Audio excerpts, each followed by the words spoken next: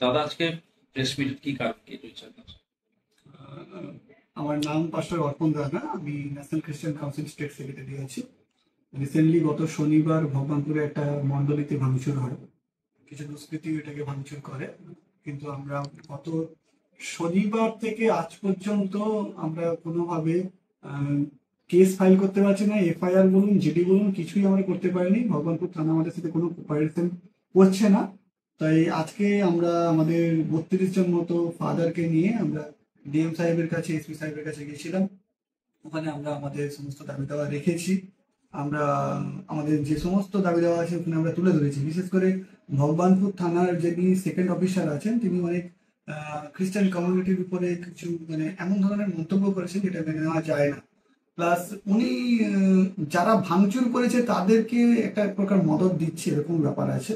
তার জন্য আমরা এসপি সাহেবের কাছে আজকে উনার সাসপেনশন থেকে শুরু করে উনার ডিপার্টমেন্টাল যা কিছু স্টেপ নেওয়া দরকার তার জন্য আমরা একটা রেকমেন্ড করে এসেছি।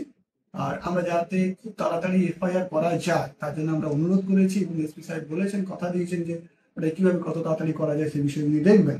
এবং আমরা একটা জানিয়েছি ওনাদের কাছে আর্জি যে যতগুলো চার্চ আছে পূর্ব মেদিনীপুর মধ্যে, সেই চার্চগুলোকে একটা প্রোটেকশনের বিষয়, যেরকম আমাদের ধরুন দৈশাইতে সিভিক থাকে, হলদিয়া কিছু চার্চে সিভিক থাকে, সেরকম যেন আরো যে সমস্ত চার্চ আছে সেই চার্চগুলোতে যাতে সিভিক দিয়ে আপাতত কিছু নিরাপত্তার বন্দোবস্ত করা যায়, সেই বিষয়ে আমরা কথা বলেছি।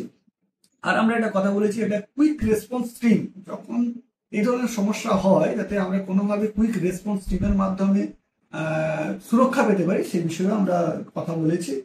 এবং আমাদের যে আপনারা জানেন একটা বেরিয়াল গ্রাউন্ড নিয়ে সমস্যা আছে, গত বছর থেকে আমরা এই বিষয়ে নিয়ে কথা বলছি যে আমাদের কবরস্থান নেই পূর্ব মেদিনীপুরে। সে বিষয়ে আমরা আজকে ডিএম সাহেবের সঙ্গে কথা বলেছি, উনিও গুরুত্ব দিয়ে ব্যাপারটা দেখবেও বলেছেন। আর এখনো পর্যন্ত যা নিউজ আছে যে এখনো পর্যন্ত কেস রেজিস্টার হয়নি ভগবানপুর থানায়। বড় সাহেব বলছিলেন যে এসডিপিও একটার সাথে কথা বলতে, কিন্তু উনি এখন ছুটিতে আছে তাই আমরা কথা বলতে পারিনি। তো এই বিষয়ে আজকে আমাদের প্রেস মিট ডাকা, যে ভগবানপুরে যে সমস্ত মণ্ডলীগুলোর উপরে ভাঙচুর হচ্ছে দুষ্কৃতি দ্বারা, সেই বিষয়গুলো আপনাদেরকে জানানো, এবং আপনারাও একটু সজ্জনে যদি দেখে আসেন যে ওই জায়গাগুলোতে যে ঝামেলা হচ্ছে এবং সবার সঙ্গে যদি তুলে ধরেন, তাহলে আমরা একটা কৃতজ্ঞ থাকি। বলছি এই যদি বলা যায় 2024-2025 বছরে কতগুলি ঘটনার সম্মুখীন হয়েছে? দেখুন, এই জ্বলন্ত উদাহরণ যদি বলতে পারি, জানুয়ারি থেকে ডিসেম্বর জানুয়ারি 2024 খেজুরিতে দেখালিতে একটা প্রবলেম হয়। ওখানে খেজুরি থানার প্রলয়বাবুকে নিয়ে আমরা ঝামেলাটা মেটাই। এবং তারপরে ভগবানপুরে তো প্রতিনিয়তই চলছে। আপনি যদি একটু দেখেন, ভগবানপুর, পটাশপুর, পাঁশকুড়া, এখানে এইসব জায়গায় প্রচুর পরিমাণে ঝামেলা বাড়ছে। আমরা জানি না এর পেছনে কারণ কি আছে। আমরা কোনো আমাদের চার্চ কোনো দলের পক্ষে নয়, চার্চ হচ্ছে দল নিরপেক্ষ। সেখানে কেন এই ধরনের সমস্যা হচ্ছে, কিছু নির্দিষ্ট ব্যক্তিরা বারবার বারবার কেন কি ভুল বুঝে মণ্ডলীগুলোকে আক্রমণ করছে, আমরা বুঝতে পারছি না। কিন্তু অনেক ধরনের প্রবলেম অনেক হচ্ছে, প্রত্যেকটা থানায় হচ্ছে। এবং কি রিসেন্ট ভগবানপুরে ফাদার অনুপ ঘোষ বলে একজন আছেন, ওনার চার্চে ভাঙচুর হয়েছে। সুতাহাটা থানায় অনুপ রানা ছিল, সেখানে ভাঙচুর হয়েছে। এবং গত রবিবার 4টা সিভিক দিয়ে ওই চার্চে নিরাপত্তার ব্যবস্থা করা হয়েছে। বলছি অন্তরালে কি কোথাও রাজনৈতিক রং লাগানোর চেষ্টা চলছে ভেতর থেকে?